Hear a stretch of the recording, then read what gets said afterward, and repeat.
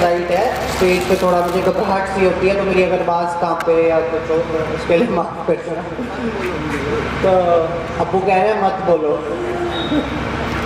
तो मैं तो स्पीच तो मेरे को देनी आती नहीं, ना मुझे भाषण देना आता। मैं तो सिर्फ अपना पॉइंट ऑफ व्यू, अपना नज़रिया दो बेनतियाँ करके जाऊँगा कि मेरा सियासत में मैंने कदम रखा तब जब मम्मी ने कहा कि अकेल मीटिंग्स वगैरह मेरी बहुत होती हैं, अब मैं मिनिस्टर बन गई हूँ तो तुम थोड़ा सा जाके लोगों को वहाँ अटेंड कर लिया करो। तो वहाँ से फिर मैं एयरपोर्ट लाने लगा, मैंने लोगों में घुला मिला, मैंने देखा कि क्या होता है सियासत में क्या, और मैंने कुछ चीज़ें नोटिस करी कि लोग यहाँ पे भावुक ज़्यादा हो जाते हैं, जैसे लोग उन्हें बातों में लगा लेते हैं, एक वेव बना लेते हैं। तो मेरे को तो पॉलिटिक्स में आए जुमा मतलब कुछ दिन भी नहीं हुए, तो लोगों ने फ़ोन कर के मेरी रिकॉर्डिंग करके, जैसे जब कोरोना वायरस चल रहा था तब मेरे को फ़ोन करके कहते थे कि जी हम नमाज़ पढ़ लें, तो जाके वहाँ पे हमें एसडीएम रोकते हैं, ये रोकते हैं। तो उनको मैं क्या ही बोलता हूँ, उन्होंने रिकॉर्डिंग्स कर रखी हैं। और एक मुफ्ती जी हैं, मुफ्ती में उन्होंने तब तक फतवा दे दिया था कि कोरोना वायरस में गुनाह है जाना नमाज़ पढ़ना। तो मेरे को तो पॉलिटिक्स में अब इतना ही मैंने देखा है कि लोगों को बातों में लगा लेते हैं, ऐसे लगा लेते हैं। तो मेरे को तो मेरा पॉलिटिक्स में ये हाल है, अगर आपको कोई मेरी रिकॉर्डिंग सुनाए या कुछ सुनाए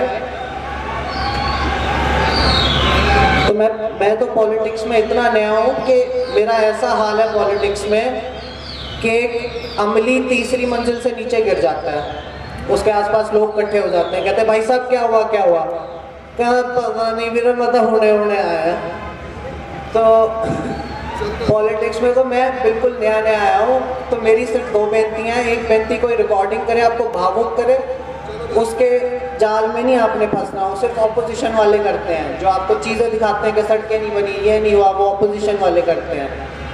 और दूसरी जो मेरी बेनती है वो ये है कि यहाँ पे प्लीज़ मेरे को, जब मैंने फ़ोन अटेंड करने लोगों के शुरू किए, मेरे को बहुत फ़ोन आते थे कि जी मेरी सीवरेज जाम हो गई है, हमारा यहाँ का सीवरेज जाम हो गया है।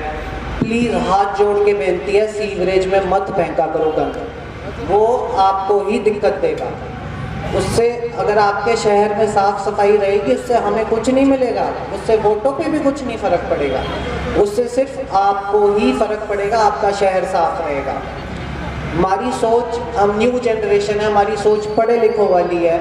और मैं तो मम्मी से डिसएग्री भी करता था जब पिंडों में सीचेवाल मॉडल लगा, मैंने कहा नहीं, यहाँ पे ओजोनाइजेशन होनी चाहिए।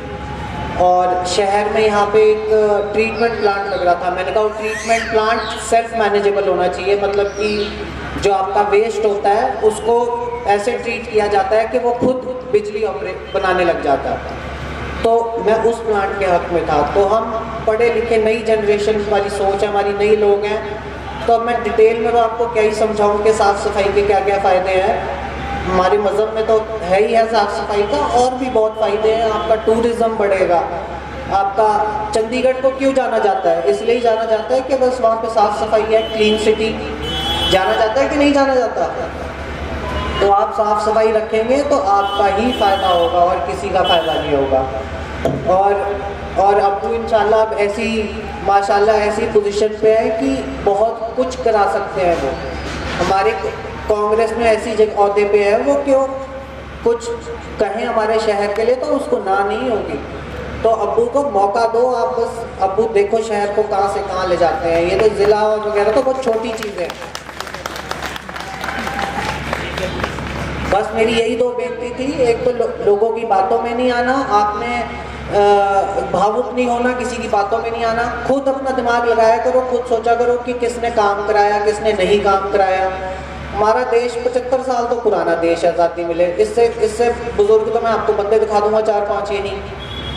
तो अभी धीरे धीरे टाइम वक्त लगता है काम होने में। अभी देखो 5 साल में मम्मी को मिनिस्ट्री मिली है, आप खुद देखो 5 साल वर्सेस जब से आज़ादी हुई है तब से अब तक। आप यही देख लिया करो, लोग आपको कुछ कहे ना कि ये सड़क नहीं बनी, वो नहीं बनी, ये नहीं बनी, तो आप ये देख लिया करो क्या क्या हो गया है।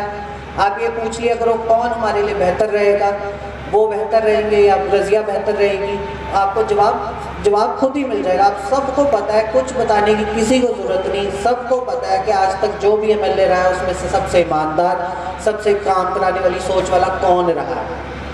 बस इतनी अपील थी मेरी। और साफ़ सफाई का प्लीज़ ध्यान रखो। आप साफ़ सफाई का ध्यान रखोगे, आपको ये सिर्फ तालियां बजाने वाली बातें नहीं है, इसमें आप गौर करना। आप साफ़ सफाई रखोगे, आपको बस उठा के वो डस्टबिन में फेंकना और कुछ नहीं करना।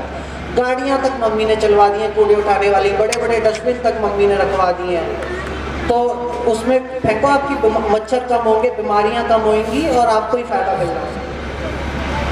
बहुत बहुत शुक्रिया आकिल, वधिया लग्या। देखो गल पता की है, एड्डी वधिया गल, एड्डी डीप गल की है।